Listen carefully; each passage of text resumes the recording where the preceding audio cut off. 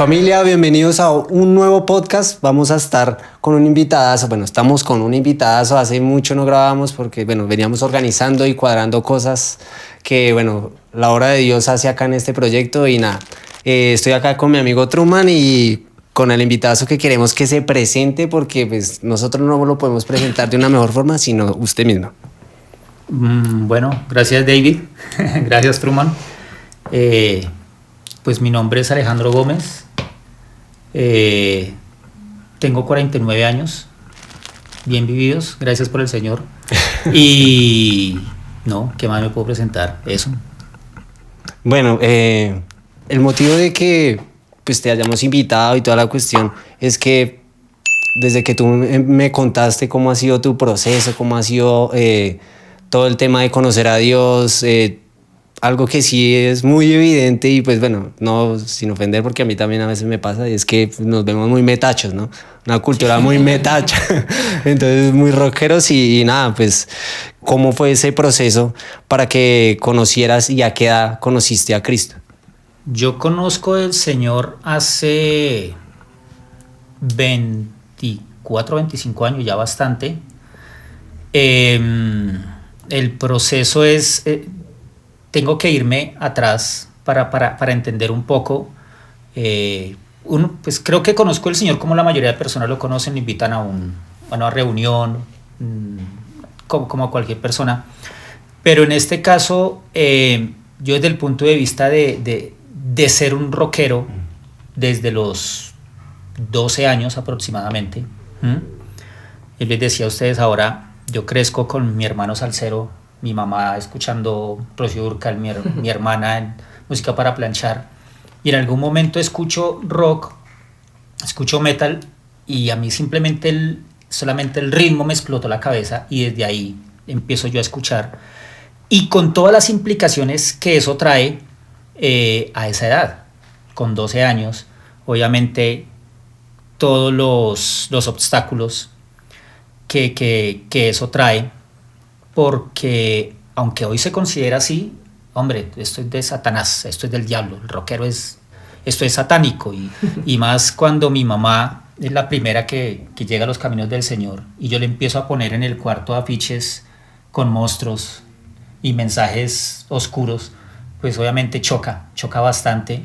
Entonces me hicieron la guerra, obviamente, pero pasando el tiempo yo entiendo que todo era con un propósito que muy seguramente más adelante lo vamos a hablar porque yo después lo entendí. Pero simplemente yo encuentro en el rock o en el metal ese refugio a la piedra y la rabonada que yo tenía con la vida, ¿sí? De no tener un papá, de las cosas que en algún momento ya con el corazón restaurado con mi mamá lo hablamos, pero que me causaron mucha piedra, de ver que yo andaba solo porque mis hermanos son contemporáneos de edad.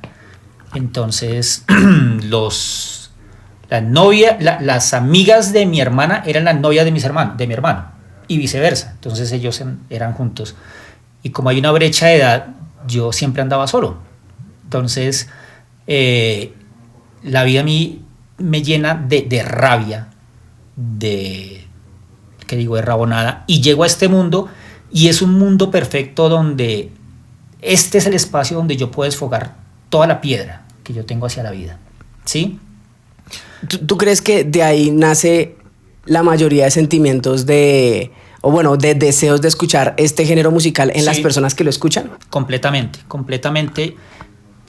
Y sobre todo porque más adelante vamos a tocar el tema de cuando empezamos a hacer un ministerio trabajando en esto y empezamos a escuchar el testimonio de personas. Sí, ahí yo empiezo a encontrarle sentido el por qué yo me refugié en esto, ¿sí? Yo me volví rockero trachero, y el trachero es el rabón. A mí literalmente, yo le comentaba a David, yo uso arete, ahorita que todo el mundo usa arete, y se pinta el pelo, y es loco. Yo usaba arete cuando aquí nadie usaba arete.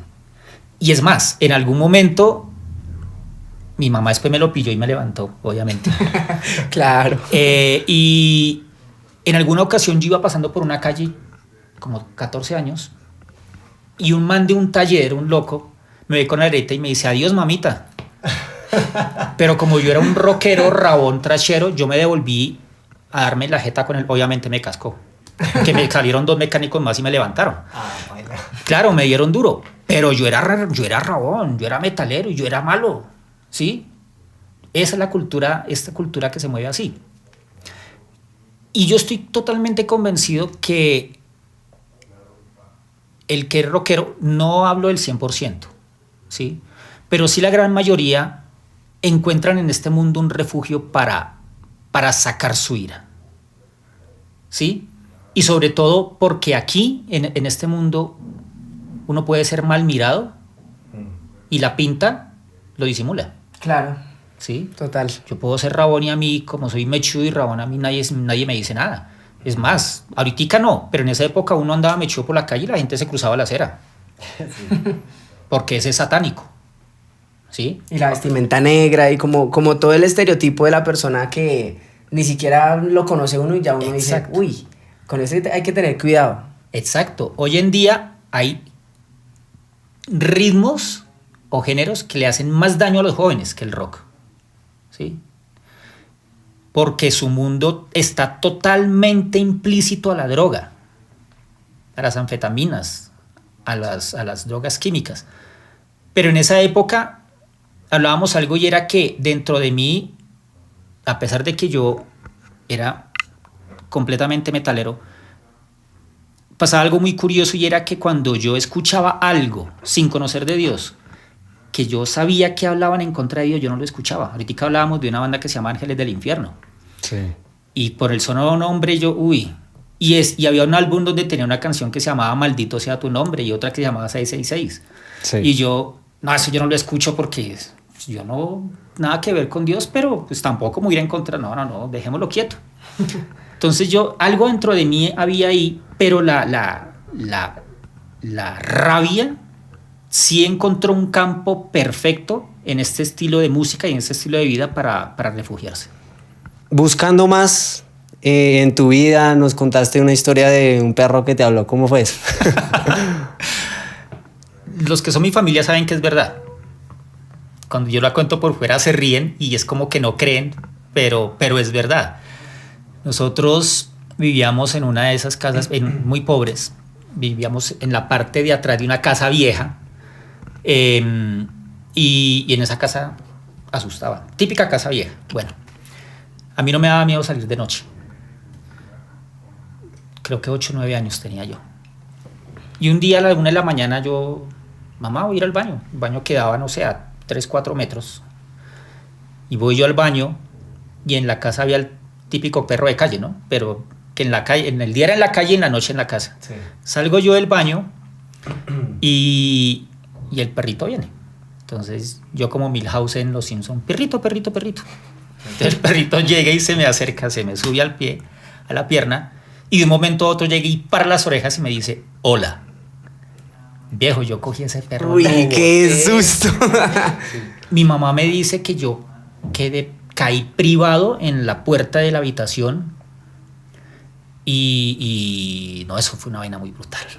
Eso fue muy pero era que allá donde vivías habían manifestaciones de este tipo o fue algo aislado. No, allá era muy común para nosotros. De hecho, bueno, o sea, era tan común que nosotros literalmente estábamos en el cuarto y de un momento a otro llegaban y nos pateaban la puerta y salió uno a mirar a las 11 de la noche y no había nadie.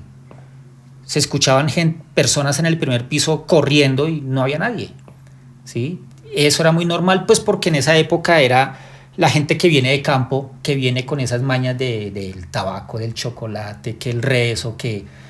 Bueno, todas esas cosas. Sí, como tradiciones culturales sí. Que tienen que ver como con... ¿Cómo lo llamarías tú? ¿Esoterismo? ¿Brujería? No, eso es brujería. Eso es brujería. Hoy en día uno entiende que eso es brujería, pero sí era algo muy, muy normal. O sea, era tan normal que a nosotros ya el ruido no... Nada. Aprendieron a vivir con eso. Ahí pasó el mostrico. Qué nervios. No, más bien no le hagamos ruido para que esté tranquilo. Pero lograron solucionarlo, o sea, porque pues tú dices que tú tenías 12 años cuando tu mamá conoció de Dios. Yo tenía 17 años. Ah, ok, ya eras mucho más grande. Ya estaba grande. A raíz de unas manifestaciones que empiezan a ocurrir con mi hermana, por decirlo así, un espíritu empieza a perseguir a mi hermana. En la casa empiezan a hacer lo típico, ¿no? Rezos, entonces van donde el brujo, vea, que es que aquí hay un entierro, que es que aquí hay otro entierro, desarmen esa casa y todo ese tipo de cosas. Y como nos pasa, y como le pasa regularmente a todos nosotros, lo último es Dios. Después de probar todo, entonces mi mamá es la primera en la familia que trata de buscar de Dios. Ella se convierte, después mi abuelita, y empiezan a pasar unas cosas y ya todo eso calma. ¿Por qué? Porque ya era muy chistoso, porque cuando llegaban los pastores, quiten esa imagen, quiten esa sábila, quiten y eso choca contra la cultura de muchos años, tradiciones de las familias. Entonces al principio no le hacían caso, pero después cuando van entendiendo el propósito, lo hacen y esas manifestaciones empiezan a ir. ¿Sí? O sea, podríamos decir que ese tipo de no sé, como tradiciones culturales, contrario a hacer lo que, o a tener el efecto para lo que nos dicen que va a funcionar, tiene el efecto contrario. O sea, tal vez eso, en vez de alejar cosas, las atrae. No, y hay que tener algo claro, eso es negocio. O sea, uno de estos locos que es brujito, que le dicen, vea, es que allá asustan en esa casa, él dice, no encontré el negocio. Vea, aquí hay una huaca, desentiérrela. ¿Cuánto? No sé, 500,000 pesos. No, pero sigue el ruido. No, es que hay más entierros. Entonces ahora desentierre el de acá, ¿sí? Sí. Y ahora ponga el pañuelo, yo no sé qué. Eso es un negocio, ¿sí? Obviamente con las manifestaciones, pero sí, culturalmente, eso es un negocio. Es como cuando una persona le hace el ligue, como se llama, o el trabajo para le atraigo su ser querido, ¿sí? Sí. Pero cuando la persona va, lo primero que le dicen es, uy, su esposo tiene otra. Y es una morena y es así. Ay, ¿qué hago? No, ya empiece a darle este bebehizo o haga esto, le hacemos un rezo, pero tiene que estar viniendo para mantener el trabajito. Eso es negocio. Uf, brutal porque en Colombia se ve eso muchísimo. Sí. O sea, en nuestro país es algo ya como muy arraigado y eso siempre como que va a permanecer, ¿no? Sí. Entonces, ya continuando y dándole más marcha, después de que tu madre y tu abuela se convirtieran, ¿cómo fue tu encuentro con Dios? Ahí entra algo, y es que ya nosotros tenemos la oportunidad de salir de esa casa a un apartamento propio con el esfuerzo de mi mamá y mis hermanos. Yo era menor de edad. Y por primera vez tengo yo una habitación, ¿sí? Yo nunca sabía lo que era tener una habitación propia. Y la sensación es tan bacana porque mi cuarto, el primer día, fue un colchón en el piso y mi closet eran unas cajas. Pero yo estaba feliz porque era mi cuarto, claro. Ya lo mío. Y lo primero que yo hago es coger mi cuarto y pintarlo de negro. ¿Sí? Yo lo pinto de negro y ya tengo libertad para poner mis afiches y todo esto. Y era muy curioso porque yo me despertaba en las noches y yo veía a mi mamá cuando ella entraba a mi habitación y ella empezaba a orar y a imponer manos sobre mis afiches, sobre la música. Ella siempre me amenazaba y le voy a poner un chicle por la noche cuando usted esté durmiendo en ese pelo y le voy a botar todos esos afiches y toda esa música, pero nunca lo hizo, ¿sí? A pesar de la oposición, respetaba, ¿sí? Y ella lo que hacía era orar e imponer manos. Y yo me despertaba y yo la veía y yo le decía, ay, pobrecita, dejémosla. Me daba risa, a mí me daba risa. Pero como les dije yo al inicio, había algo que a mí me hacía como respetar a Dios. De hecho, cuando yo en mi mundo, yo decía, yo respeto a esa gente que busca a Dios, porque yo no sería capaz de dejar ni las viejas, ni el trago, ni la rumba, ni los conciertos. No, ¿yo qué lo voy a hacer? Bacano por ellos, yo no. Entonces siempre hubo eso. ¿Cómo llega Dios a mi vida? Ya yo estoy trabajando, yo era supervisor en una empresa importante. ¿Sí? Y yo me independicé de mi casa. Mi mamá estaba en un apartamento y yo vivía al lado. Me independicé. Con unos amigos. Allá mi mamá me lavaba la ropa, todo, pero yo me independicé, ¿no? Claro. Y entonces en una de esas, un día yo llego y mis amigos, los del apartamento, llego y están en una reunión con una muchacha y me invitan. Y muy contrario a lo que me decía David, yo no fui porque la muchacha fuera bonita. No, de hecho a mí realmente no es que no me gustara, no porque no fuera bonita, sino porque no me llamó la atención como mujer. Pero sí nos hicimos muy buenos amigos. Entonces yo asistía a las reuniones, a las células, y ahí más o menos van ubicando por dónde era, sin decir nombres. Pero la verdad, yo era como por, hagamos algo. Y yo llegaba ya era a tirarme pedos a la muchacha. Yo le llegaba borracho a la célula y esta pelada dejaba de hacer la reunión y se sentaba conmigo. Alejo, venga, no haga eso. Y yo, no importa, mamita, venga, predique que yo le pongo cuidado. Sí. Y muchas veces pasó eso. ¿Tú crees que viste en ella el amor de Dios realmente? O sea, porque pues de pronto, no sé, tenemos como un estereotipo de que si la persona llega así mal, tú contrario a acercártele es como que la rechazas. ¿Crees que en ella viste el amor de Dios a raíz de esas actitudes que tenía hacia ti, a pesar de lo que tú le brindabas, que pues obviamente era todo lo contrario a lo que ella esperaba? Yo creo que yo vi en ella fue una persona distinta. Más que el amor de Dios, vi una persona distinta. Yo siempre he sido de muy pocos amigos, ¿sí? Porque decirse amigo es... eso va más allá de las palabras. Sí, de total. Hecho... la persona, mi mejor amigo, el que me hace conocer el rock, nosotros fuimos, o sea, nuestra amistad fue tan profunda con este loco, él murió porque él consumía mucho, era un tipo brillante, él se graduó como psicólogo y empezó a estudiar criminalística porque el objetivo de él era ser un psicólogo perfilador de criminales. Pero el loco metía mucho vicio y el man era muy pinta y era muy mujeriego, entonces a él le ganaba la noche. Eso es uno de los tantos que murieron de mis amigos. Bueno, entonces este loco era mi amigo. Nosotros teníamos algo y es que nosotros nunca vamos a pelear por viejas, pero cuando a él se presentaba una vieja y me la quitaba, nos íbamos a un parque y nos dábamos golpes. Sí. Nos agarrábamos hasta reventarnos. Pero a los 10 minutos estábamos tomándonos una cerveza. Ninguna vieja daña nuestra amistad. Como para desahogar esa frustración de, bueno, me la quitó o algo así, o de ese rencor. Tanto fue así que este loco a mí me celebró mis 15 años. Este loco me celebró fiesta de 15 años, me amarró a un poste, me echaron de todo, pero cuando me hicieron eso, entré a la casa y me tenían severa fiesta y el man me tenía ropa, me tenía todo, porque era una amistad tremenda con este loco. Genuina. Y cuando yo encuentro a esta pelada, yo encuentro otro amigo. Vuelvo y les digo, yo soy de muy pocos amigos. Y cuando yo la encuentro a ella, yo encontré un amigo, una verdadera amiga, pero ella era cristiana. A mí no me llamó la atención ella como mujer. Y ella me invitaba, ven, vamos a un encuentro.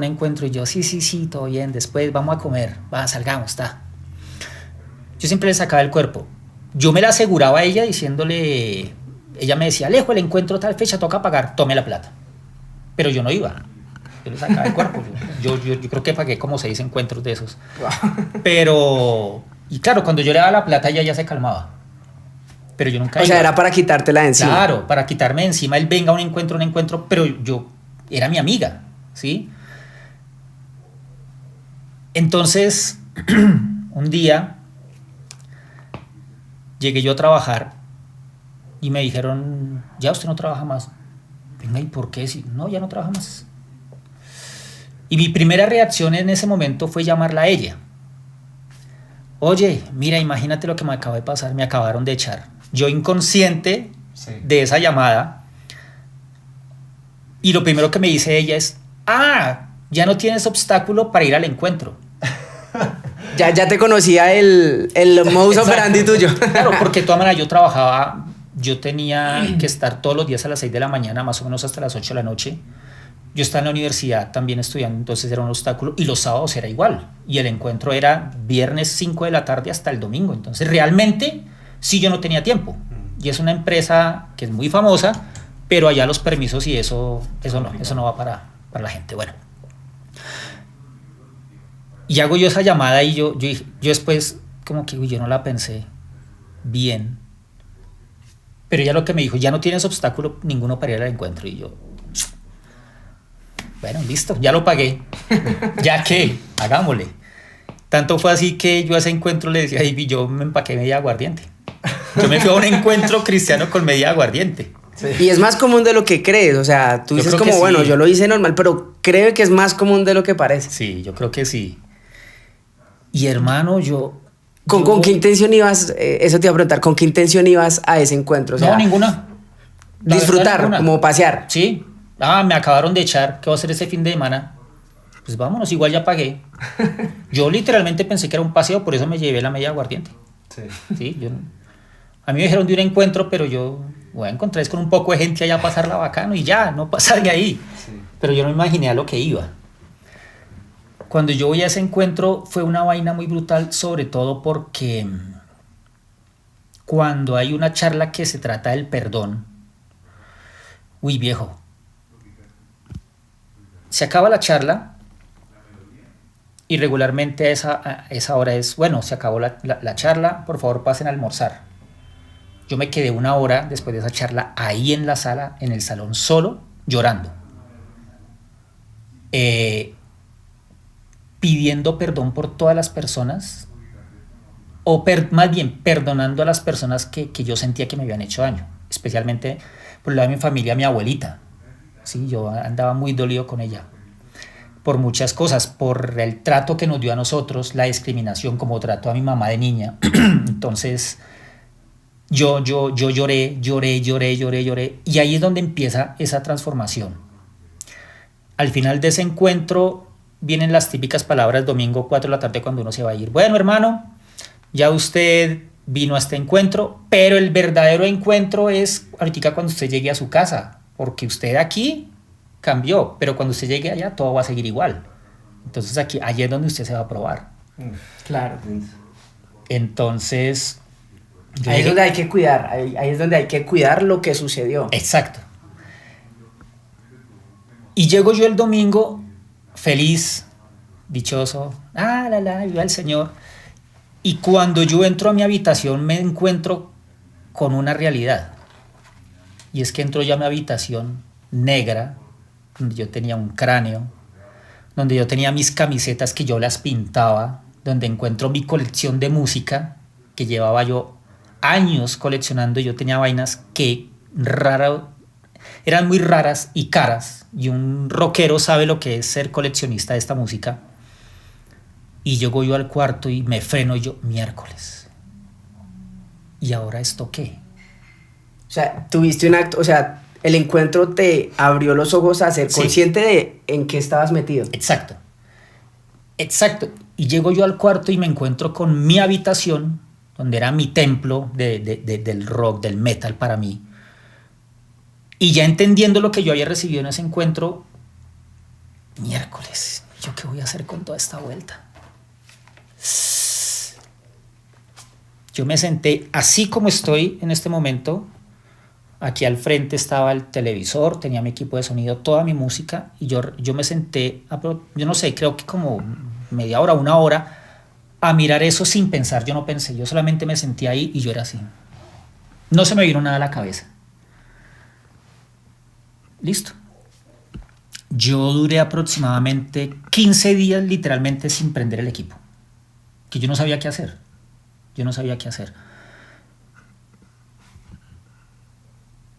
15 días después teníamos una reunión. Los lunes teníamos reunión con el pastor. Y llego yo a esa reunión y yo puedo decir que fue la primera vez que escuché la voz de Dios audible en mi vida.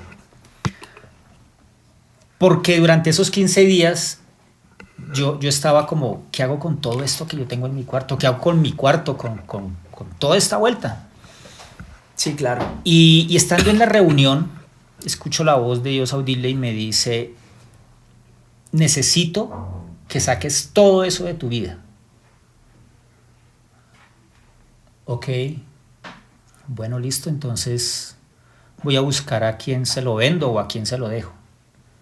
No no es venderlo ni regalarlo, es quemarlo. Wow. Y todo súper valioso, o sea, dices que tenías cosas que eran casi que únicas en el mundo. Yo tenía colecciones de álbumes y de acetatos que sacaban 15 copias en el mundo.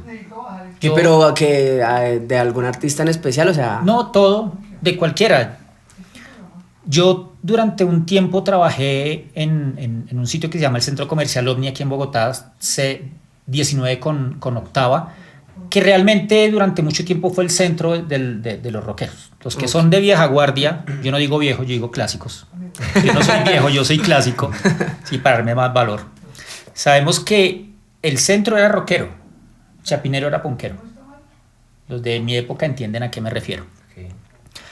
Y yo era el encargado de que cuando llegaba la música, también me decían organícela.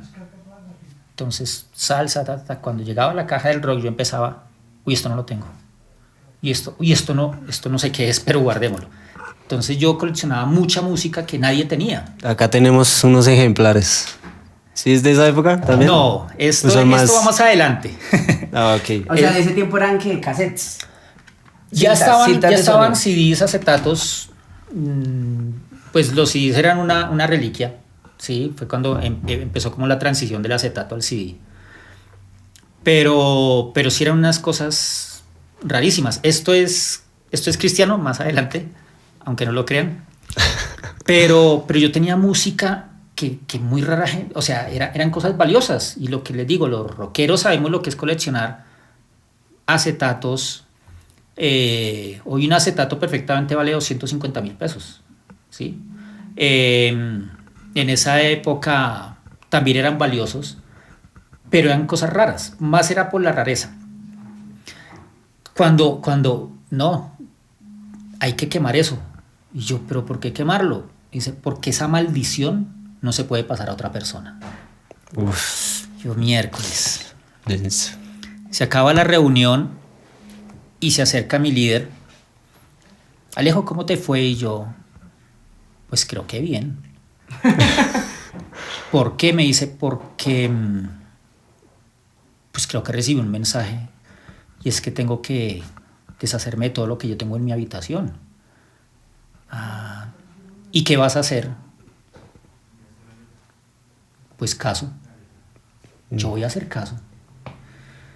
Ay, ¿cuándo lo vas a hacer? Yo, no, pues mañana, estoy sin trabajo. ¿Y a qué hora lo vas a hacer? No, por ahí a las 10, 11. La nena a las 9 de la mañana ya me estaba golpeando. Claro, ya, Sin te prometiste. Sí. Sin programarla llegó. Sí, ella llegó. Entonces ella entró a mi habitación y empezamos a descolgar. Yo me hacía los pósters, yo los pintaba. Las camisetas que yo me ponía, yo las pintaba. Sacamos todo.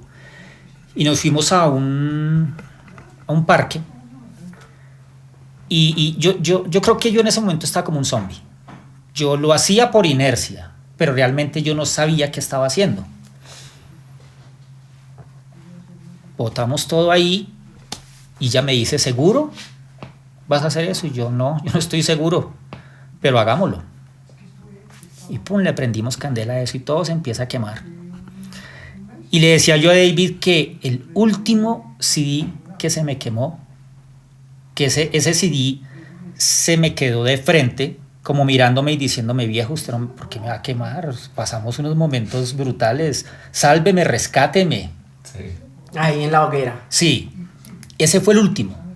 Y era un CD de Robbie Draco Rosa que se llama Vagabundo. Y es en el mismo CD, Robbie escribe que él está inspirado en la oscuridad de su alma y en la oscuridad de su espíritu para escribir toda la poesía que escribió en ese álbum.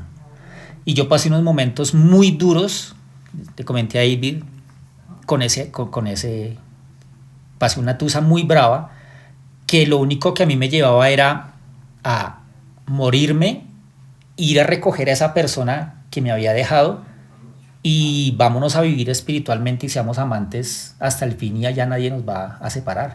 O sea, fue una vaina muy, muy tenaz y ese fue el último CD que se me quemó. O sea, ¿tú sientes que ese te incitaba a desvivirte? Sí, claro. De hecho, yo le comenté a David que en un momento de mi vida yo estoy a punto de quitarme la vida. escuchando las letras de esa canción. Ok. ¿Sí? Porque eso influye, aunque uno no lo crea. Las letras, el ritmo, pero sobre todo las letras, eso influye berracamente en una persona para tomar decisiones, para vivir. ¿Sí? Wow. Entonces, la música no es música simplemente por escucharla. La música es un estilo de vida y es un estilo de vida que llega a la mente, a la psiquis. Y eso lo domina uno. O sea, ¿tú crees que la música sí provoca identidad en las personas? O sea, sí forma parte de cómo Claro. es la persona, cómo se viste, cómo se ve a sí misma y cómo ve el mundo. Claro, totalmente. Por eso yo les digo a ustedes que una de las formas en la que yo sacaba mi ira, hay muchas personas que la sacan, no sé, algunos son violentos, algunos son maltratadores, ¿sí?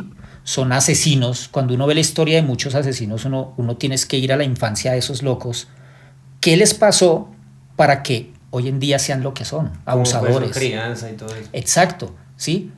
A mí se me fue por el lado del rock, por el lado, la forma de desfogar mi tristeza y mi rabia fue con el metal. Y claro que influye en las decisiones, influye en la personalidad, en el estilo de vida. Yo tengo muchos conocidos, ya hace mucho tiempo me alejé, que por el famoso cuento de la cultura rockera no se desarrollaron como persona, ¿sí? Sino simplemente, ay, soy rockero, soy malo, entonces vamos a hacer manillas porque es que la cultura, y yo vivo de la cultura, y esto no se trata de, el rockero no es vivir una cultura como rockero dejado, deshecho por todo lado, Sí, es pero verdad. sí, esta cultura influye mucho en el estilo de vida. Alejito se nos adelantó en una pregunta que tenía, y es la siguiente. ¿Qué piensas de las personas que pues se visten de oscuro, que son así? Pues tú ya has vivido en ese ámbito, sí, pero que digas ya como en tu propia conciencia, en tu propia experiencia, ¿qué piensas de las personas que ven ese tipo de personas?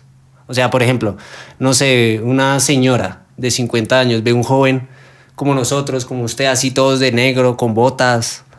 Que está perdido, ¿sí? Es decir, es como que ese loco ya no tiene salvación. Sí. Y más si los vamos, es una persona X normal, pero si nos vamos al punto de vista del creyente, ¿sí? Ese es un satánico, ¿sí? Ese está perdido, porque hay estereotipos. Sí, claro, eso. ¿Sí?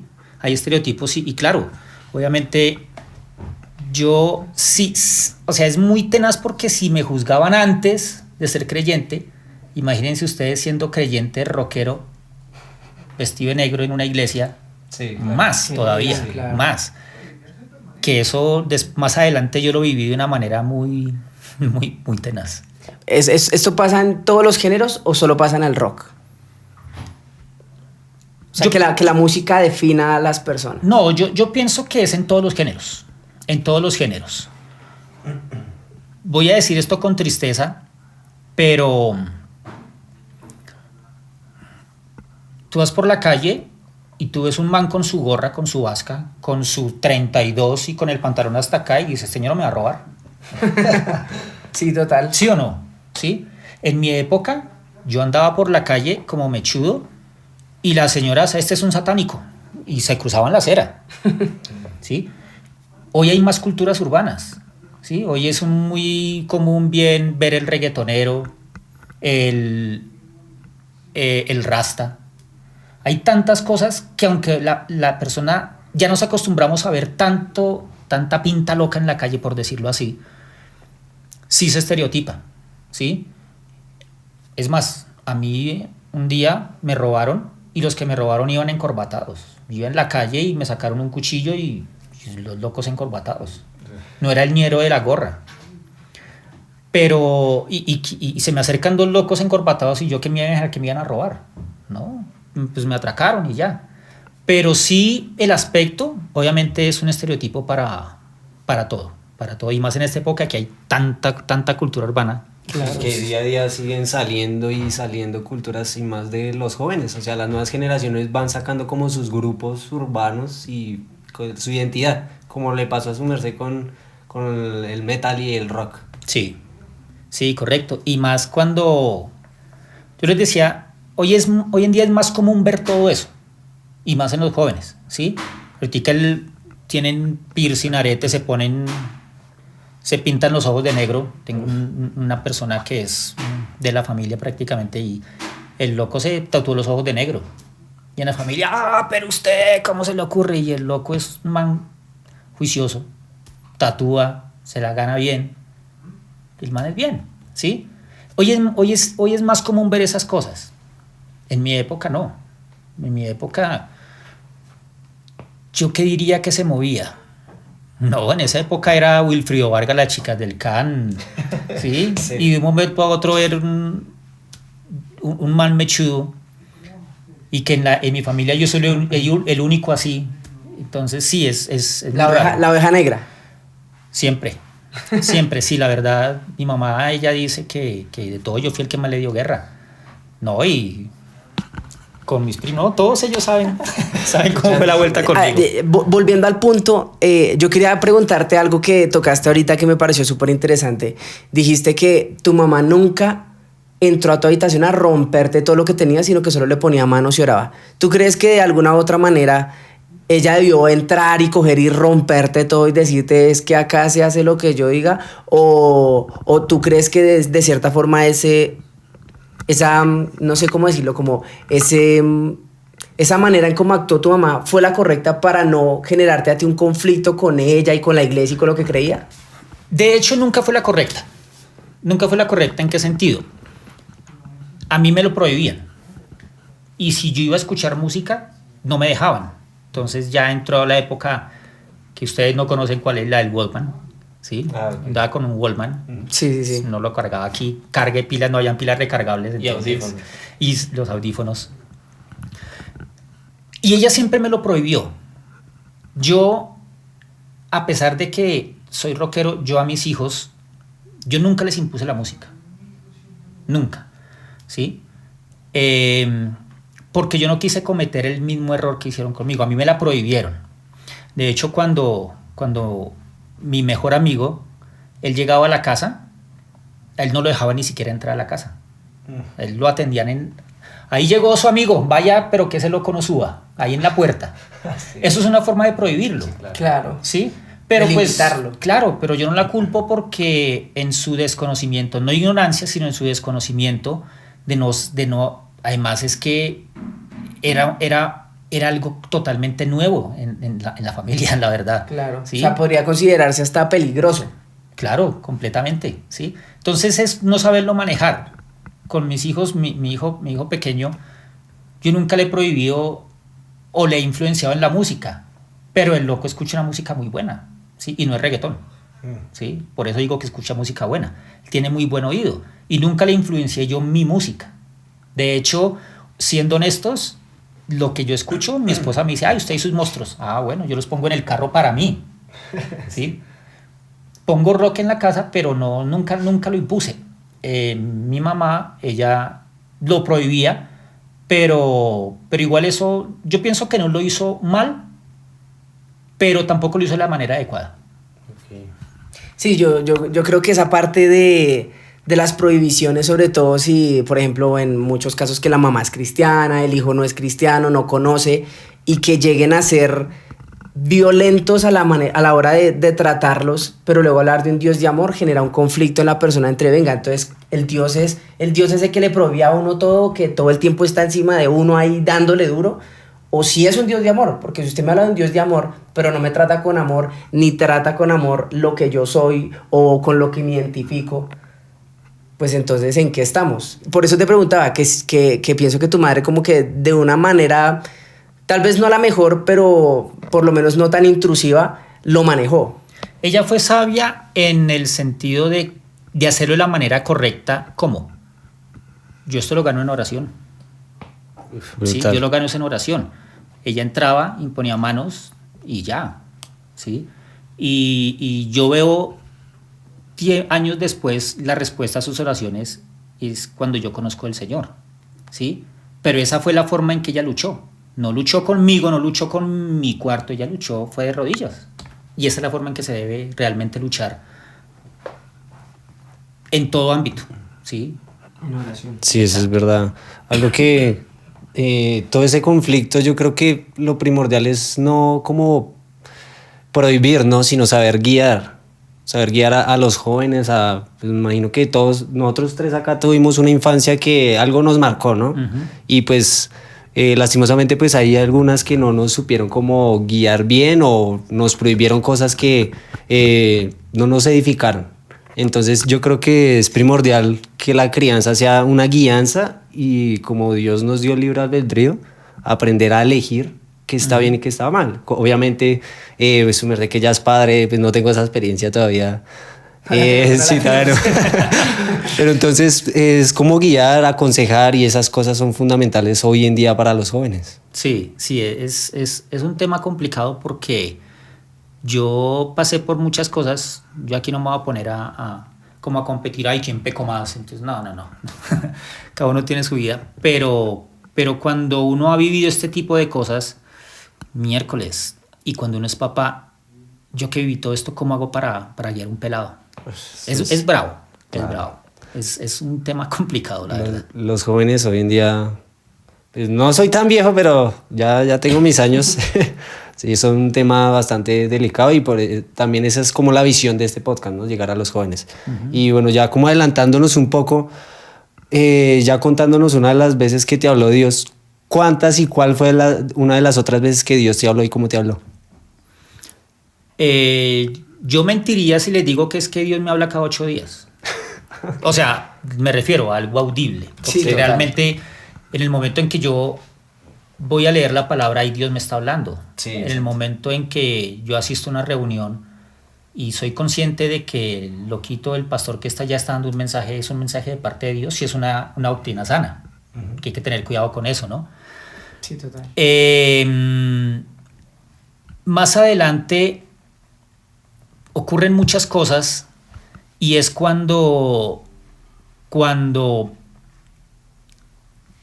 en la iglesia donde yo crecí hay unas circunstancias muy complicadas y muy extensas, pero simplemente yo tomo la decisión de irme con dolor, porque yo amaba esa iglesia y amaba profundamente a la que era mi líder. La amaba de verdad, de corazón. Y yo, cuando yo tomo la decisión de irme, un día me voy para el centro a buscar música, rock cristiano, que no se conseguía. Si ahorita es difícil. Existe Spotify, pero a mí me gusta es así, físico. Rockero coleccionista. Entonces, en una de esas yo voy y en una librería del centro me encuentro yo con un man también mechudito. Y yo, otro mechudo en una librería cristiana. Venga, ¿y usted qué? ¿Le gusta el rock? Ah, sí. ¿Pero usted es cristiano? Sí. ¿Y dónde vive? En tal lado. Ah, yo vivo ahí al lado. Ah, no, venga, hagámonos amigos. Y nos hicimos amigos. Como nuestra historia. Bien, más o menos. Como cuando nos conocimos. Sí, algo así. Entonces con este loco nos hacemos amigos. Y cuando nos hacemos amigos es cuando yo realmente tomé la decisión de irme de la iglesia donde yo estaba. Y este loco llega y me dice, vea viejo, está bien que usted se haya ido de la iglesia por las razones que usted tenga, pero no se aleje de Dios. Mientras usted toma la decisión a dónde irse, porque él no me indujo a que me fuera con él, simplemente me dijo, yo lo invito a mi iglesia para que no se aleje, ¿sí? Sí. Para que usted no sea ese carbón suelto de la hoguera, porque un carbón suelto de la hoguera se apaga. Uno tiene que estar encendido, el carbón está encendido es cuando está con los otros. Lo invito a mi iglesia, cuando usted tome la decisión de irse, hermano, se va, no hay problema, pero no se aleje, viejo. Yo le dije, listo,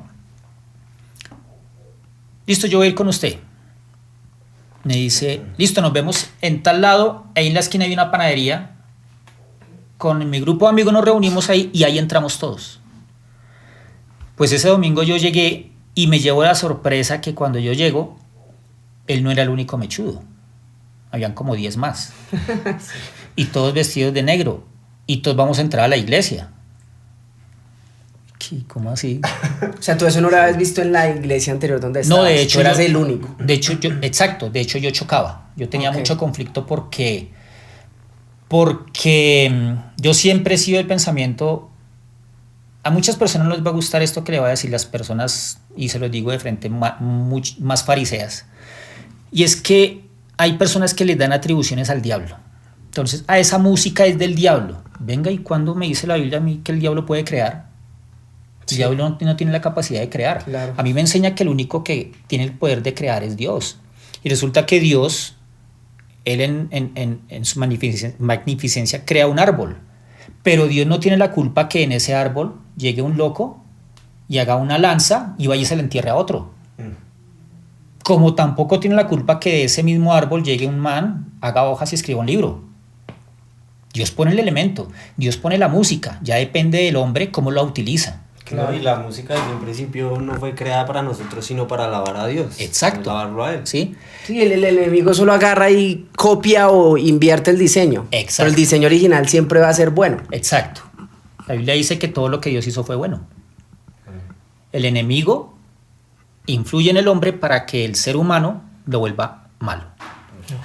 Entonces, pues llego y yo me encuentro con estos manes y bueno, encontré yo un grupito, pues digámoslo así, con lo mío. No era la intención y nos hicimos amigos. Un día empecé yo a asistir allá y un día este loco llega y me dice, hermano, creo en mi corazón que recibí un mensaje de Dios y es que vamos a formar un ministerio nosotros, los mechudos. Y yo, un ministerio de mechudos rockero, y sí. Bueno, ¿y qué dijo el pastor? Dijo, no, ya le comenté, yo llevo toda mi vida en esta iglesia, yo soy el que está en títeres, yo soy el que se disfraza de payaso, tal, ministerio de niños. Y hablé con el pastor y el pastor me dijo, viejo, ¿cuántas sillas necesita? Arranque. Wow. Entonces lo primero que yo hago, y él me dice, quiero que usted sea parte de eso, si tú aún no se ha decidido. Entonces yo le digo, ok, déjeme, yo voy a consultarlo con Dios a ver qué me dice. Y yo acudo a un amigo, pastor de otra iglesia, y le comento. Le digo, pastor, mire, pasa esto y esto y esto y esto. Mi mamá fue la que me llevó, de hecho era el pastor de mi mamá. Y él lo que me dice es, pues mire, si usted está dispuesto a que ese amigo suyo deje de ser su amigo y sea su pastor, hágalo. Porque si usted lo va a ver como amigo, eso no va a funcionar. Ya siendo pastor, él puede ser su amigo, pero no se vaya con él como amigo, váyase como su pastor. Wow. Y arrancó un proyecto que se llamó Pantocrator y formamos una iglesia de mechudos metaleros en el 2007-2008, que eso no se veía en ningún lado. Si ahorita es disruptivo porque uno dice una iglesia de metaleros, o sea, ¿de dónde? En ese tiempo me imagino que más, porque no había como esa libertad de pensamiento y todo era mucho más restringido, ¿no? Y más en la iglesia. Nosotros entrábamos a la iglesia y literal entrábamos el grupito y toda la iglesia se quedaba mirándonos así. Y nos sentábamos y hacían esto. Ahora sí pongámosle cuidado al pastor. Entonces imagínense de ahí para adelante todo lo que pasaba. No, y nos mostrabas videos de YouTube y todo como fueron tan vistos, tan llamativos que hasta los mismos canales locales sí. los entrevistaron, los grabaron allá. Sí, realmente en YouTube hay mucho material del ministerio de la iglesia Pantocrator con K. Y de Revista Semana, RCN, Caracol, vinieron personas de otros países a mirar qué era lo que estábamos haciendo. Porque regularmente las personas que en las iglesias lo viví, lo hicimos como experimento una vez, nos fuimos a una iglesia, yo tenía mi cabello hasta la cintura, y con un amigo nos fuimos a meter a una iglesia nada más por joder a ver qué pasaba. Y no nos dejaron pasar de la puerta, por la pinta que llevábamos. Venga, hermano, pero es que yo quiero conocer de Dios, tenemos ganas, quiero saber qué es. No, ustedes son así, ustedes son satanistas y ustedes vienen aquí a llevársenos a los jóvenes. Y nos sacaron. Así nos lo hicieron. Y muchas ocasiones. Solo por la pinta. Solo por la pinta. Y nosotros lo que hicimos fue tratar de recoger a esa gente que era despreciada en las iglesias. Les dijimos, bueno, venga, aquí hay un campo para ustedes. Y eso empezó a crecer. Wow. ¿Y qué cobertura tenían? O sea, la del pastor de la iglesia donde se habían ido, él dijo como, bueno, yo voy a... O sea, ¿él era el pastor de ustedes o...? No. Él lo que hizo fue, le dijo a mi amigo, váyanse sin problema. No es como en muchas iglesias que cuando uno se va a ir, usted se va abajo, maldición, hermano, aleluya, y para el infierno, Ajá. hijo del demonio. No, este loco necesita unas sillitas, váyase. Por muchas circunstancias muy extensas, el pastor, él conoce a una persona del Ministerio de Asamblea de Dios y él nos abre un espacio en su iglesia normalita, de culto los domingos, familiar, y él le dice, pues viejo, en agradecimiento a tantas cosas que han pasado, aquí está mi iglesia, utilícenla los sábados, hay sonido, hay instrumentos, todo lo que necesiten, pero hagan la reunión los sábados. Y arrancamos las reuniones los sábados y empieza a llegar gente que en muchas ocasiones literalmente pasaban como nos lo dijeron. Ese día tomaron la decisión, sábado 8 de la noche, salieron fue a matarse. Yo sé que esto suena como que hay mucho show, no, es verdad. Y decían, pasamos por enfrente de esta iglesia y escuchamos rock, escuchamos metal, y vinimos a ver qué pasaba. Y resulta que ustedes son una iglesia de metaleros. Chinos que llegaban trabados, oliendo a pegante. Venga, bienvenidos. Lo que en otras iglesias nos despreciaban, porque a nosotros nos despreciaron, eso fue lo que empezó a hacer este ministerio, a recoger ese tipo de gente. Y eso empezó a crecer. Brutal. Nos contabas también que en un momento, siendo líder, te eligieron líder, uno de los principales líderes de... ¿Cómo es? Te eligieron líder de jóvenes del momento, o sea... Eso fue cuando inicié en mi primera iglesia. Sí.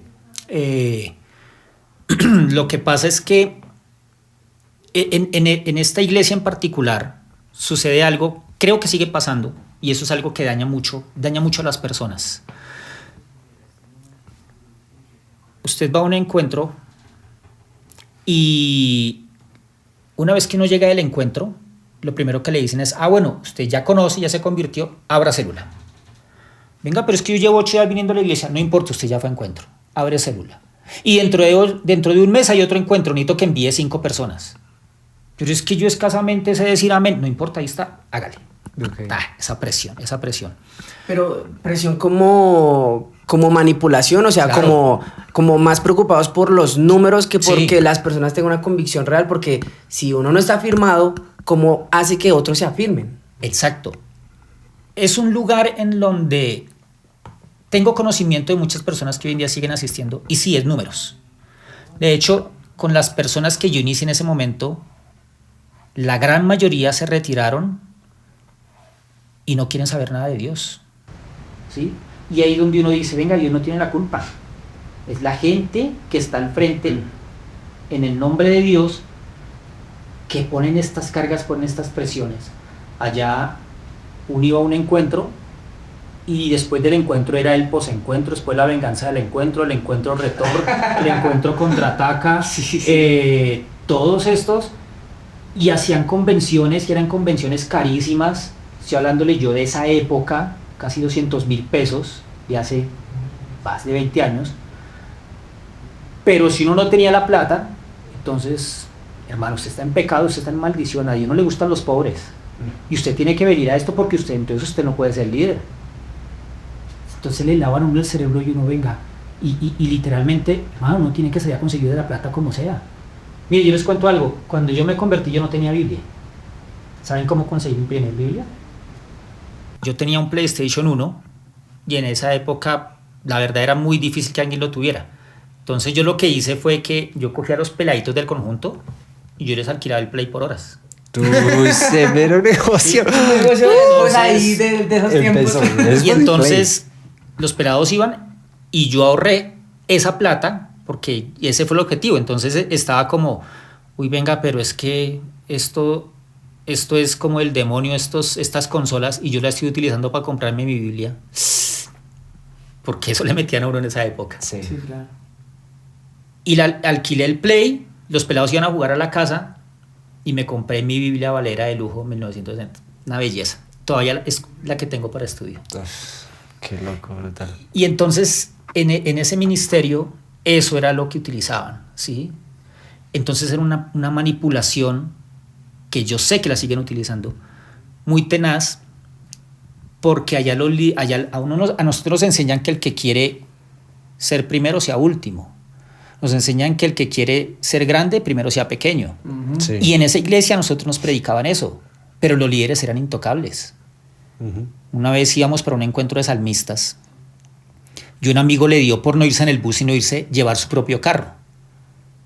Cuando vieron que nos montamos no en el bus, sino en el carro, nos mandaron a llamar. No, es que los líderes dicen que ustedes se vayan en el bus porque ellos se quieren ir en ese carro. Sí. Y después de que llegamos nos cogieron a los 5 y nos metieron una vaciada ni la berraca. Entonces, ese tipo de manipulación es la que se ve mucho. O sea, tergiversan mucho lo que pasa, hasta no estoy charlando. O le aplican la Biblia a otros, pero no a ellos mismos. Claro. A su conveniencia, o sea, Claro. lo que uno piensa y más, no lo que está pasando, no preguntan ni nada. Y eso viene pasando, eso yo lo viví en esa época. A mí me rayó y por muchas otras cosas yo me fui allá, pero eso lo vemos hoy en día. ¿Qué piensas? O sea, ¿la religión es la que manipula o es la iglesia la que manipula? Las dos. Ok. Manipula la religión porque si nosotros vemos a través de la historia, se ha utilizado el nombre de Dios para... En el nombre de Dios se han hecho Claro, vemos cosas nosotros terribles. que ya estaba escuchando, me gusta mucho la historia, los Caballeros templarios. templarios, ¿sí? Está escuchando la historia de ellos y ellos eran un grupo pequeño que llegaron a servir al Señor y miren lo que terminaron, ¿sí? Claro. Cómo masacraron a las brujas de Salem en el nombre de Dios. Y hoy en día, aunque no se masacran las personas, aunque no, sí es por medio de la manipulación.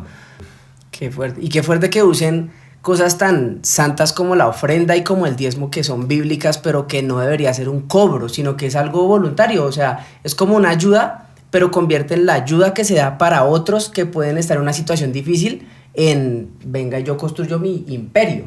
Y para mí.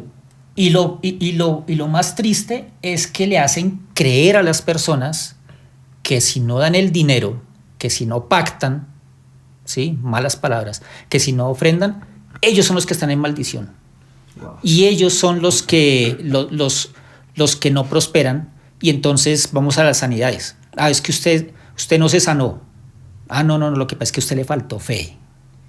¿Sí? Y entonces, la falta de fe es como muy chiquita la ofrenda. Exacto. Sí, entonces ese tipo de manipulaciones son las que hacen que mire, yo siempre he dicho que la persona no le tiene aversión a Dios. Le tienes aversión a las personas que hablan en nombre de Dios. Uf, brutal. ¿Sí? No, y hay algo que obviamente lo que recibimos, lo que ganamos, porque pues todo es un intercambio, ¿no? Por tiempo, por dinero y así, todo eso se maneja así hoy en día y siempre ha sido así a través de la historia. Y lo que nos da, lo que nos llega como tal de dinero es una forma de... Tenemos que tenerlo en cuenta que es para administrarlo, ¿no? Nosotros somos administradores de lo que nos llega porque es una bendición que Dios nos da. Ya sea cual sea nuestro trabajo y todo eso, es una bendición. Y bueno, el tema de diezmar, ofrendar y todas estas cosas, yo creo que también es una forma de agradecerle a Dios por lo que nos ha dado. Y ofrendar, como decía Truman, es algo bíblico, ¿no? Es algo bíblico y tenemos que implementarlo sin importar, no, me están lavando el cerebro y todas esas cuestiones, ya sea si uno ofrenda en su iglesia o lo hace por fuera con personas que lo necesiten. Ayudando, sí. Yo creo que algo que hablábamos ahorita era que mucha gente es engañada porque no lee la Biblia. Entonces le meten cualquier cuento y como la persona no lee la Biblia, pues fácilmente dice, uy, es que lo dijo mi pastor. Y son hombres, se pueden equivocar, pero también está en nosotros ver la equivocación y decir, no, venga, espere porque mi Biblia dice otra cosa. Y que ese libro, que es nuestro manual de vida, rija nuestras vidas y no las palabras de un hombre. A mí me empezó a rayar ese tema cuando en la iglesia donde inicié vi esa manipulación y pasaron muchas cosas en mi vida que a mí había algo dentro de mí que decía, venga, lo que tú dices es cierto. El problema del creyente es que el creyente no lee la Biblia. Entonces, ¿qué pasa? Se para un loco allá al frente, ¿sí?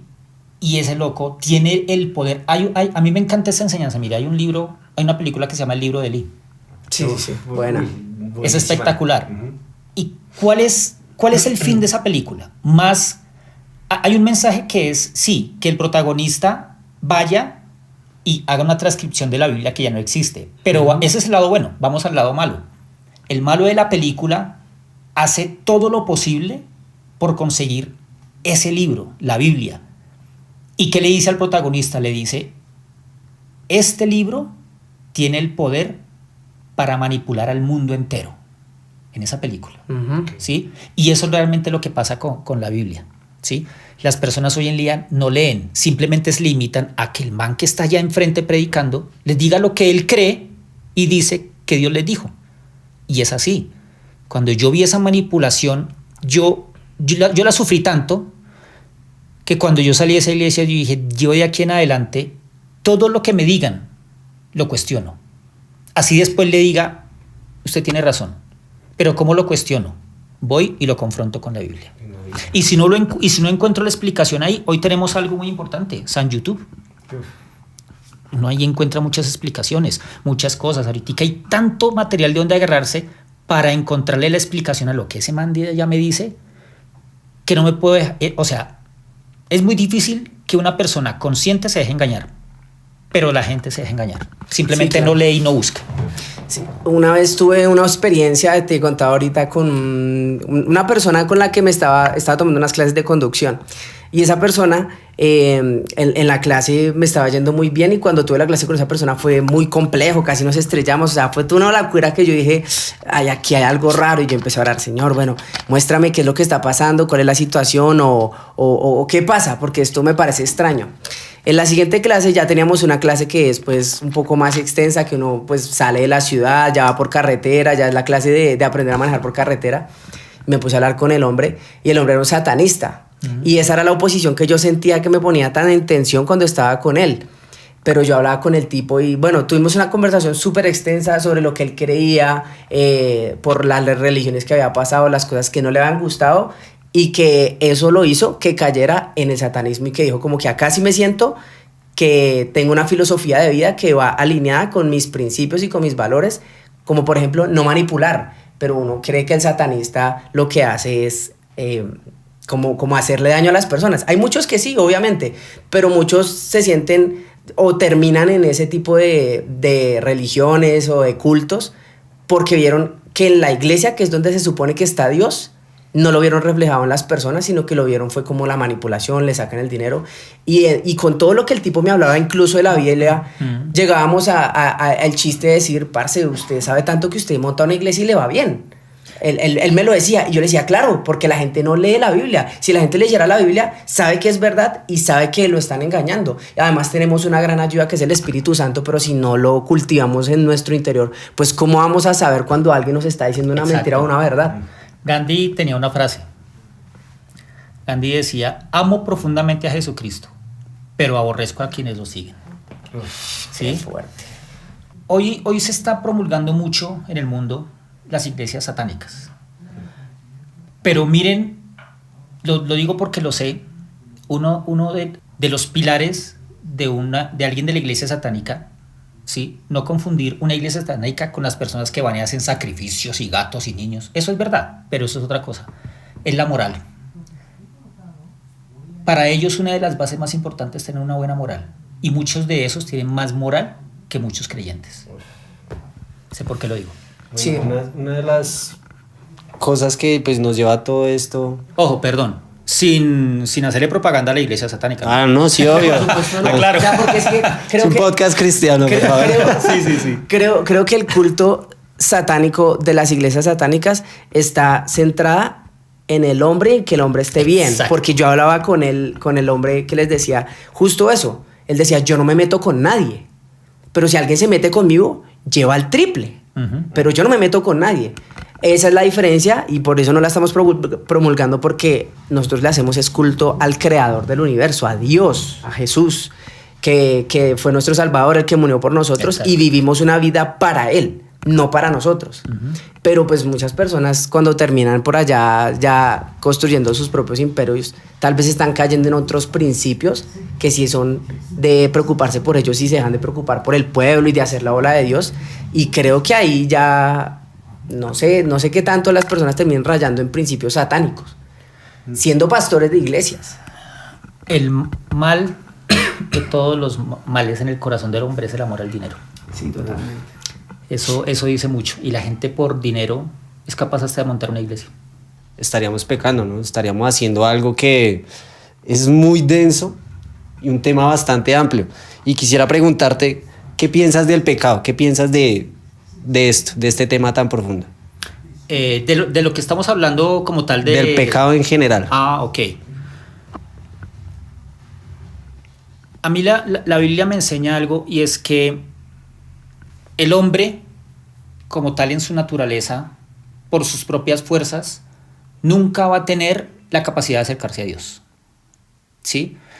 Hay muchas personas que dicen, venga, pero es que yo no mato, yo no robo, yo ayudo a mis papás, yo hago... Bien por usted como persona y como individuo, ¿sí? Pero eso usted no lo acerca a Dios. Eso usted lo hace por su moral y porque usted tiene unos principios buenos, y eso está bien, qué bacano. Pero ¿realmente eso me acerca a Dios? No, eso lo hago por mí. A mí la Biblia me enseña y me dice que nosotros en nuestra capacidad, el ser humano, por su naturaleza pecaminosa, no estamos en la capacidad de tomar la decisión nosotros solos de ir a buscarlo a Él. Y esa es la raíz, es nuestro pecado. ¿Sí? Okay. El pecado de nosotros simplemente es ese puente que nos aleja de Dios. El Señor Jesús fue el que construyó ese puente para podernos acercar a nuestro Padre. Pero el pecado de nosotros nos aleja.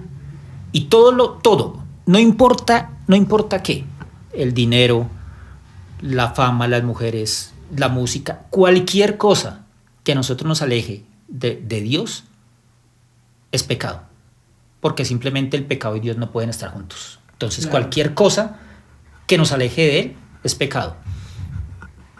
Hay muchos que entrarían a cuestionar la moral. Sí, pero es que la moral es algo más interno, más propio. Pero eso ni me salva ni me acerca a Dios.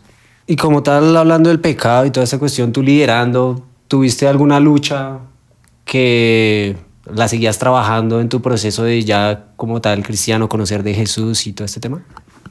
La palabra dice que el que crea que está firme, mire que no caiga. Y yo creo que ese es un mensaje muy específico al liderazgo. ¿Por qué?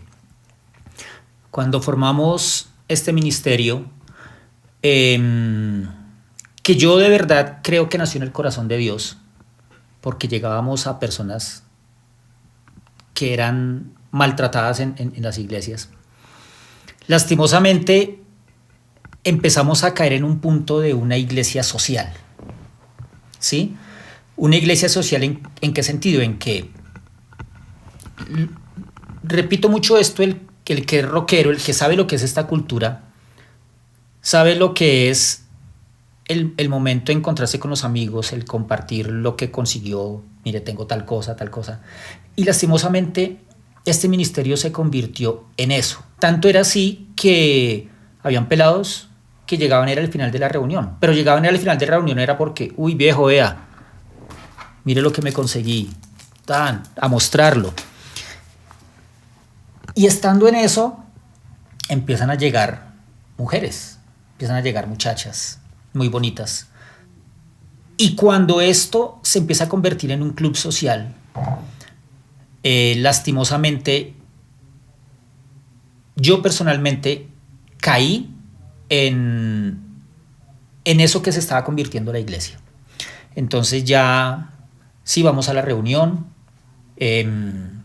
hacemos el culto, pero entonces después del culto es la reunión social y ¿qué vamos a hacer? Entonces, no, pues peguemos así literalmente, no, pues vamos a la 1 de mayo, inicialmente salíamos todos en el plan de íbamos a comer algo, qué bacano, pero ya después eso, oiga, y tenemos una pola, pues ¿qué tiene? Somos cristianos. Entonces nos íbamos a tomar una pola, pero entonces no, pues que nos vamos a meter a un bar de esas, a los de metal, metámonos al bar de metal, allí habían varios de rock, pero había uno de black metal, entonces nos metemos allá y empieza esto Y sin darme cuenta, empecé a caer en eso y obviamente la embarré como con 2 peladas de la iglesia. Cuando esto sucede, no me enorgullezco de decirlo, pero pues es algo que no me excuso, pero pasa en todo lado. Lo que pasa es que no todo el mundo lo dice. No es una realidad tan evidente. Exacto. Por eso les digo yo que es más fácil juzgar el pecado escandaloso, el que es evidente. Pero si nosotros nos vamos a juzgar pecado porque pecado real como es, ¿quién pone en disciplina a un líder que mira con lujuria a la niña que está bailando allá en el escenario? Claro. ¿Sí? O el que es chismoso, murmura, el que habla mal a las espaldas, Claro. O el mentiroso. Entonces en las iglesias solemos poner al que cometió el pecado en disciplina o lo aislamos. Pero si realmente fuéramos al corazón de las personas, ninguno podría pararse a cantar, ni a bailar, ni incluso ni a predicar, porque todos tenemos pecado. Que unos son más escandalosos y más evidentes, pero el pecado está. Recuerden que el Señor Jesús decía, no es lo que usted haga, es lo que piense. ¿Sí? Es la intención de su corazón. Pero resulta que yo en este momento no conozco la intención de su corazón, David. Ni la suya, Truman. No sé ni siquiera qué está pensando. ¿Y qué tal sea pecado? ¿Y qué tal fuéramos juzgados por eso ya? Hermano, nadie puede estar en una iglesia partiendo de ahí. Y cuando suceden estas cosas, yo me siento y digo, el propósito de fundar este ministerio no fue ese.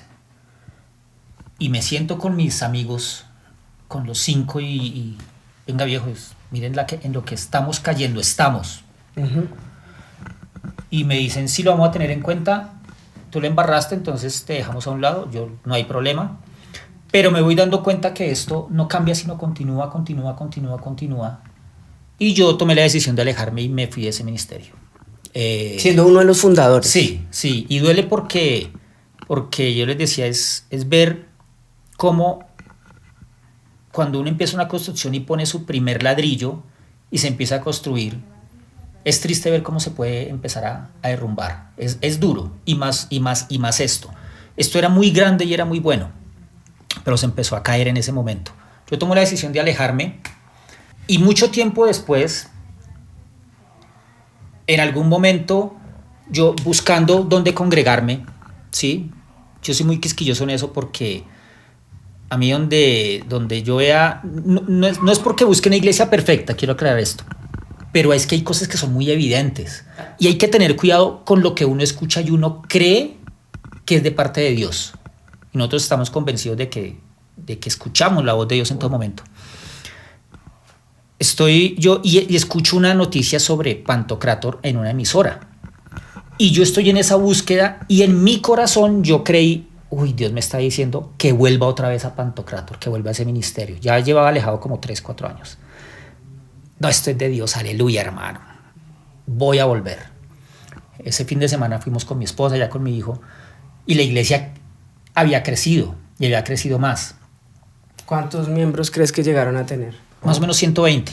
Uy, sí. Ahora, exacto. aclarando, ¿no? Uno dice una iglesia de 120 es una iglesia pequeña. Sí, pero es que estamos hablando de 120 mechudos. Mechudos, claro. Raperos. ¿Y hace qué? ¿10 años más? No, hace... 15 años. El ministerio se acabó aproximadamente hace 8 años, 10 años. Ok. Más o menos.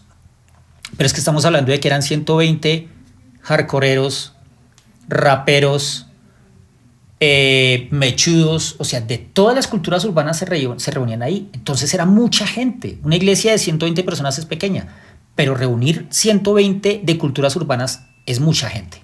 Claro. Y yo en mi corazón, otra vez, ya hablo con el pastor y, viejo, vea, yo estoy aquí, quiero volver. Claro, hermano, ustedes bienvenidos.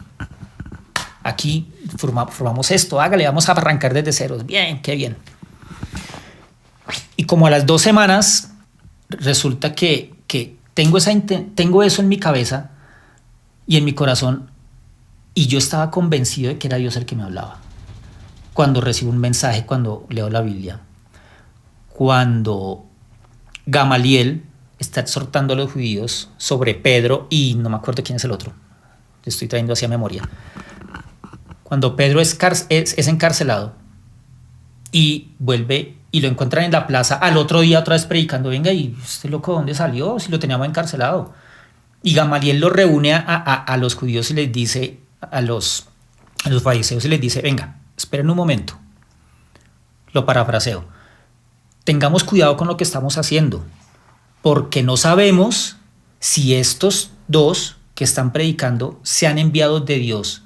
¿Y qué tal si son enviados de Dios y nosotros seamos la piedra de tropiezo? Gamaliel era uno de los fariseos, ¿no? Ajá. Uno de los sacerdotes, sí.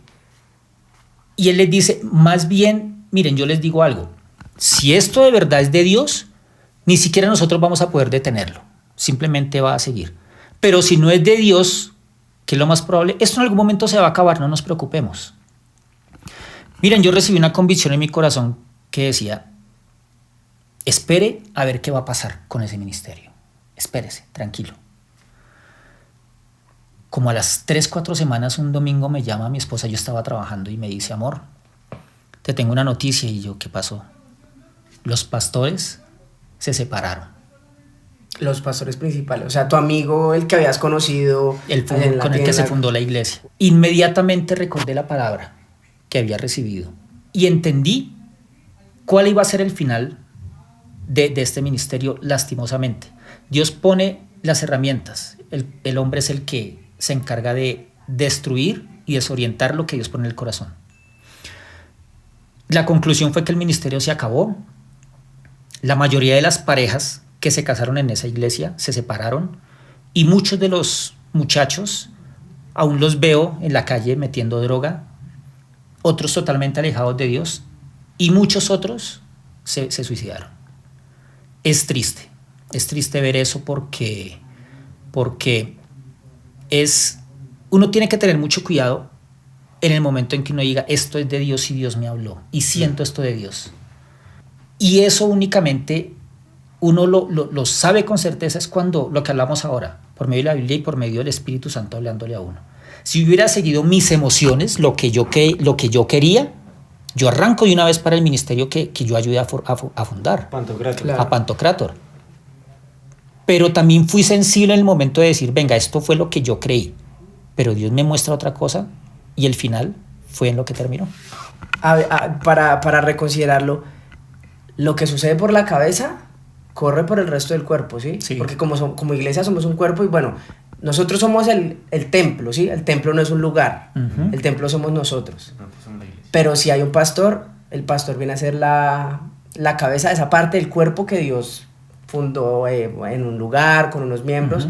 Y si la cabeza está corrompida, de ahí para abajo todo se empieza a corromper, todo empieza a irse para atrás, empieza todo, o sea, si tal vez no había una real convicción, se empezaba a ver reflejado en el resto de miembros. Algo que en algún momento hablamos con mi esposa era que ellos en algún momento, yo no lo sabía, ellos se separaron del ministerio de Asamblea de Dios y empezaron a ser como independientes. O sea, ellos eran pastores sin una autoridad.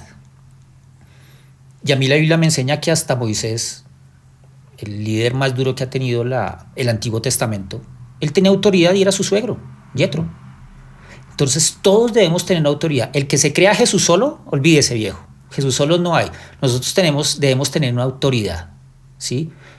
Pastor, líder, lo que sea. Debemos tener una autoridad por encima que esté con nosotros hablándonos y aconsejándonos, ¿sí? Miren, las iglesias, cualquier iglesia tiene herramientas para que las personas se acerquen. Si usted es un creyente, y ojo, mire que yo no digo cristiano, no me gusta utilizar casi esa palabra, si usted es un creyente, que usted es de ir solamente el domingo, listo, hágalo. No espere mucho de parte de Dios. Lo digo porque, ojo, que yo sé que de pronto aquí van a decir cosas. Le voy a contar una experiencia así rápida. Una época en donde yo tenía muchos problemas con mi esposa. Estuvimos a punto de abrirnos. Hay un líder que yo tengo en mi corazón tan presente, que cuando yo tenía problemas siempre acudía a él y yo, líder, mire que tal cosa, y yo ahí le contaba todos mis problemas de pareja. Y él me miraba y me hacía así. Sí, Alejo, tienes toda la razón. Sí, señor. Cuando yo terminaba de hablar, nunca se me olvidara esta lección, jamás. La guardo como un tesoro preciado en mi corazón de parte de Dios. Alejo, ven, te hago una pregunta. ¿Tú estás asistiendo a la oración los martes? No. Ah, ok. ¿Tú estás asistiendo al grupo de parejas No, señor. ¿Y tú estás asistiendo al grupo de hombres? No, señor. Alejo, discúlpame, pero si tú no utilizas lo que Dios tiene, no esperes tanto de Dios. Él quiere restaurar tu vida. Y en una iglesia están todas las herramientas que Dios pone en el corazón de ese líder para que las personas vengan y busquen su restauración física, emocional, en su pareja, cómo guiar sus hijos. Pero si las personas son de ir un domingo y no toman esas herramientas que en el corazón del pastor está, no espere mucho, ni de parte de Dios, ni esa convicción de cambio en su vida. Esa lección me llegó tanto que cuando yo la entendí y la apliqué, mi hogar cambió completamente. Entonces, a pesar de, retomando todo lo que hemos dicho, entonces, a pesar de que hayas tenido una situación con una iglesia y que hayas como que dicho, no, ven, esto está mal, sigues firme la convicción de que hay iglesias de sana doctrina en donde Dios está, donde Dios comparte, porque pues no queremos tampoco sembrar con este podcast como que las iglesias no hay que congregarse o ese tipo de cosas, porque tú mismo lo dijiste, un carbón solo se apaga. No, y yo no juzgo si hay iglesias grande o pequeña. Yo no soy de los que... Mire, hay muchas personas que si no hablan con el pastor, no se sienten a gusto en una iglesia. ¿Sí? Mire, si yo realmente amo a Dios, yo no necesito tener contacto con el pastor para tener una buena relación con Dios. El tener contacto con el pastor es algo que simplemente pasa y ya. Yo no juzgo iglesias grandes o pequeñas. Que cada vez hay iglesias con menos sana doctrina, sí. Eso sí, yo estoy completamente seguro, ¿sí? Cada vez las iglesias se acomodan más a los deseos de quien está predicando y no a la palabra de Dios. Si usted y yo somos de la misma congregación y usted es el líder y yo soy el segundo y resulta que no estamos de acuerdo, viejo, siga con su iglesia, allá a la vuelta hay un garaje y yo voy a montar mi iglesia. Y mi iglesia sí va a ser más santa que la suya. Mi iglesia va a ser del mensaje, sí va a ser el mensaje verdadero, no como el suyo, porque por eso me fui de acá. Salen con rencor. Exacto. Claro. ¿Sí? Se genera una división. Exacto. Y muchas veces he escuchado historias de que salen y se llevan los miembros de la iglesia, personas que guardaron en su corazón un montón de cosas similares y nunca hablaron y esperaron a que eso sucediera para agarrarlos y jalarlos. Aquí en Bogotá. Y ahí eso están haciendo en una división y no en el corazón de Dios. Así que generalmente eso no termina bien. Aquí hay una iglesia en Bogotá gigante que creció cuando en algún momento ese líder le dijo a su pastor: recibí un mensaje de parte de Dios, me voy. Y el pastor le dijo: ok, váyase. Bueno, pastor, ¿y cómo dividimos la iglesia? ¿Cómo? Sí, dividámosla. Yo soy de los principales acá, dividamos, usted queda con una parte y yo con otra. Este pastor le dice: si usted recibió de parte de Dios esa palabra, usted arranca solo y su iglesia crece. ¿Qué hizo este señor? Se fue al grupo de líderes que habían caído en pecado. Perdón, no caído, esa palabra está, que habían cometido pecado, porque uno cae es cuando está distraído y al pecado uno llega, uno no cae. Ese es un camino que se transcurre, exacto.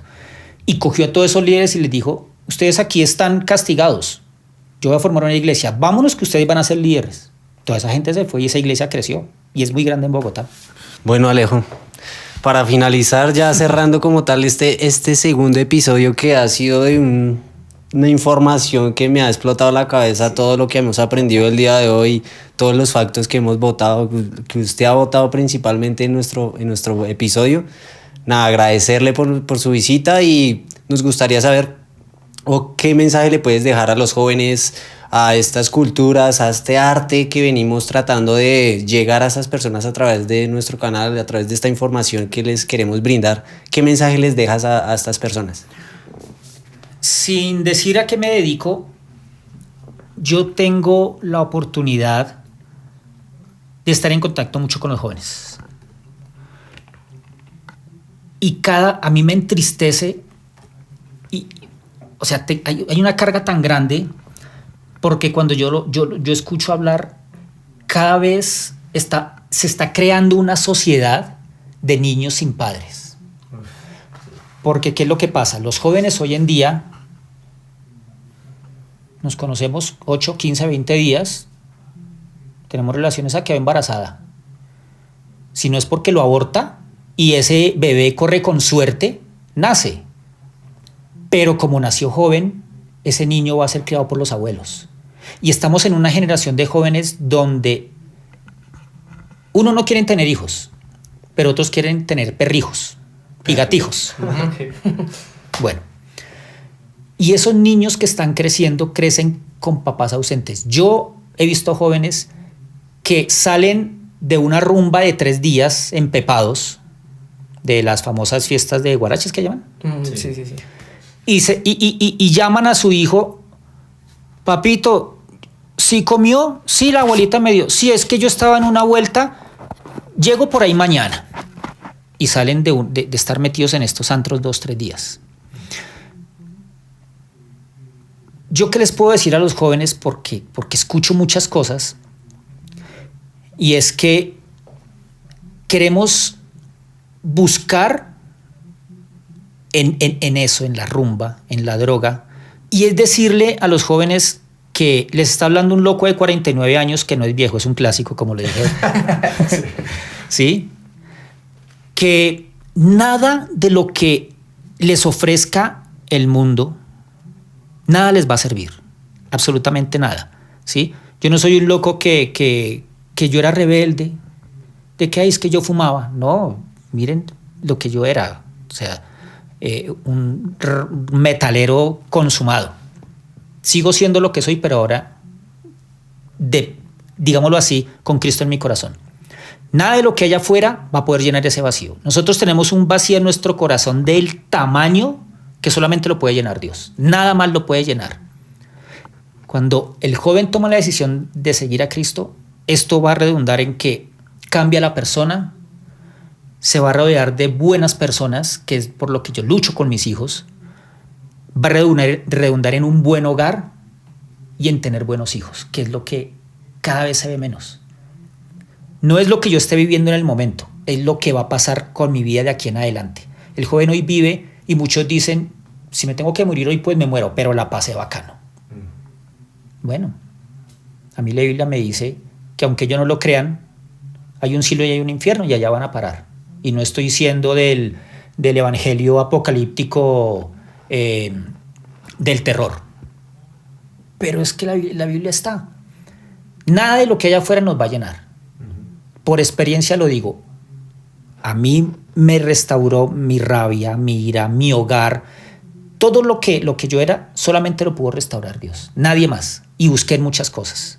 Yo les puedo hablar a ustedes aquí de que yo, en filosofía, del gnosticismo, de muchas cosas en las que yo sé y conozco.